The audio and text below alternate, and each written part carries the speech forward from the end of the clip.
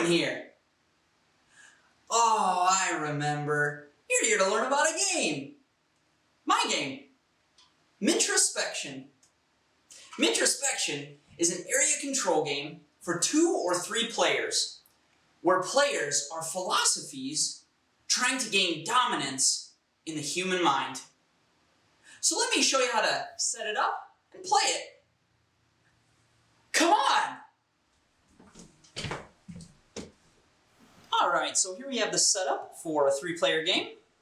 I'll go through each step for you so you know exactly how to do it. So the first thing you want to do is take out the 6 mind cards and make sure that the orange pathways are all connecting, and that will create the board or the play space for the game. Next, go ahead and take the tin that the game comes in and set it just underneath the play space open. Then you can take the scoring cards, and these are variable and they are double-sided. So there's different scoring on both sides, so you want to take those, shuffle them up, and then go ahead and place the top card just to the left, and then that would be the scoring for the first round, and then leave the card on the top revealed as such, and that will be the scoring for the second round. The game is played over 3 rounds, and so you'll go through 3 of these scoring cards. Next, go ahead and place the point track at the top of the play space, and place a cube of each player's color next to it. And then you can go ahead and hand out to each player the 6 action cards of their color, and the cubes and the die of the respective colors as well. The final thing that you're going to want to do is take a cube from each player's supply and cube drop them, meaning shake them up, drop one. It's going to be first player, can go right there, second player, and third player. And that is going to be your turn order for the first round. And so now you're ready to play. So now that you have the game set up, let's take a look at how the game plays. I've kind of rearranged some things and moved some things aside just so that it's easier for you to see the action cards and exactly how they work. So, on a player's turn, they're going to be doing one of 2 things. They're either going to discard one of their 6 action cards, or they're going to play one of their 6 action cards. So, discarding is really simple. You simply discard, face up, 1 card into your discard pile, and then play passes. But if you're going to play a card, let's take a look at what each of the actions does. First action is capture nodes. Nodes are the small white boxes that are found throughout the game play space that sit on the orange pathways. So when using this action, you can capture any number of nodes that are in between hubs, and hubs are these cylindrical figures here. So, when using the capture nodes action, I could place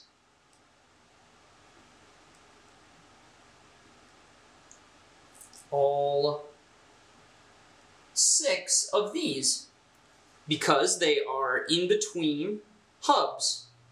I could not continue placing past the hubs with a single capture nodes action. If you would like, you can only claim 1, you can claim 2, you can claim any number within hubs. If another player already has their cubes on the nodes that you want to capture, you can remove them, but you will need to play from your supply 1 cube in addition to the number of cubes they already currently have on that node. So for example, the green player has 1 cube on each of these nodes, so to remove any one of them, you would need to place 2 cubes in that spot. And their cube would go back to their supply, and you could capture all of these if you wanted, as long as you are able to spend 2 cubes each to remove them.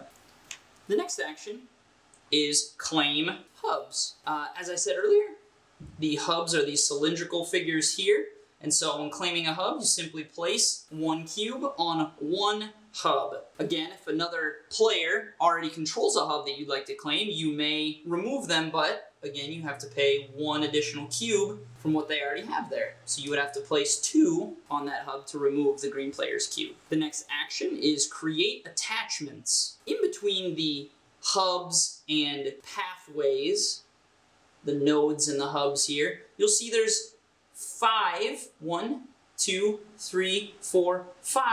negative spaces that are in between the hubs and nodes. Creating attachments allows you to place cubes in those areas. So when taking this action, you can either place as many cubes as you would like to from your supply into one territory, or you may place one each in 2 different territories. If another player already has cubes in those territories, you may still place cubes there, and the difference between this action and the other actions and these categories versus the other categories is that your cubes coexist. You never remove your opponent's cubes when placing your own into a territory by creating an attachment. Next is the Refrain Action. This action allows you to take 2 of your own cubes from anywhere on the play space and move them to any one other area. So for example, I could take one of my cubes off of this hub and one of my cubes off of this node, and I could place them on this hub down here, or I could place them in this territory. They can be taken from anywhere on the board or play space, but they must be placed on one space. One hub, one node, one territory. Because I'm moving 2, I could even get rid of this green player's cube and place it on that hub. Additionally, with the Refrain action, I could remove them from the board and place them into the game tin. But I cannot move cubes from the game tin and place them onto the board. Next is the Retract action. You may take 2 of your own cubes that are currently on the board and return them to your supply. You may not remove cubes from the game tin with this action. Next is the Cause Dissonance action.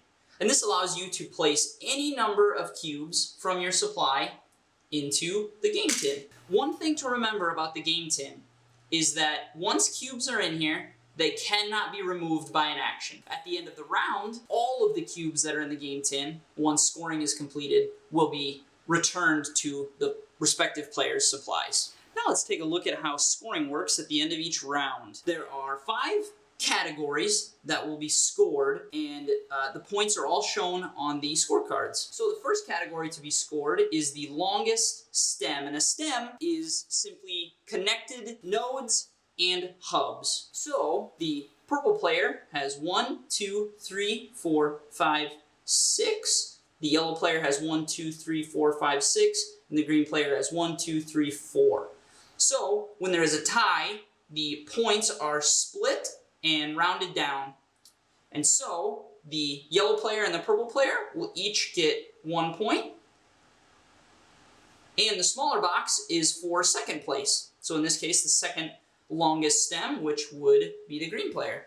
So they also get 1 point.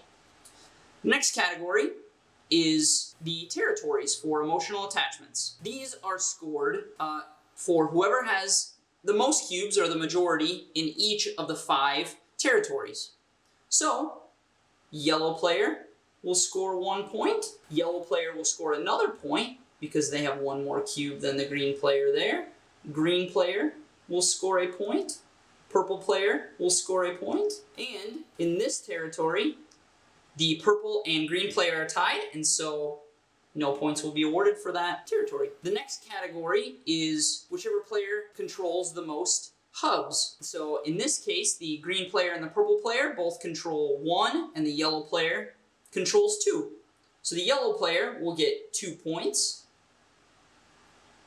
and the green player and purple player will not score any points. The next category is whichever player has caused the most dissonance, or whoever has the most cubes in the game tin.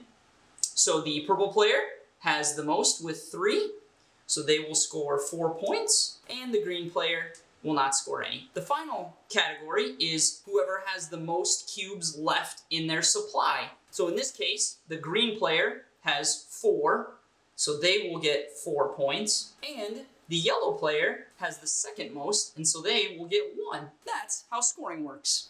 There's 2 other very important things that happen at the end of each round. One before scoring and one after. Before scoring, each player will take the die of their color and they will secretly and simultaneously choose a number on the die. You'll notice that each action is associated with a number, 1 through 6. The number that you are choosing on your die is the number of the action that you would like to take, which means that each player has the opportunity to take 1 additional action before scoring. So each player chooses, and once everyone's ready, they reveal. If you have chosen the same number as someone else, you do nothing. But if you have chosen a unique number, you get to then, in turn order, take that action. Additionally, once scoring has taken place and points are awarded, each player will choose 3 of their 6 action cards to pass to the player on their left. And now, you will start the next round. Once all 3 rounds have been played, the player with the most points, in this case, the yellow player, is declared the winner. Whew! Wow, wasn't that great? I hope that you enjoyed playing Mintrospection and you tell all your friends. And don't forget to follow me on Twitter at Kyle_duderoll and on Instagram at Kyle_hexandcube. And check out my blog, hexandcube.com. Until next time, see you later!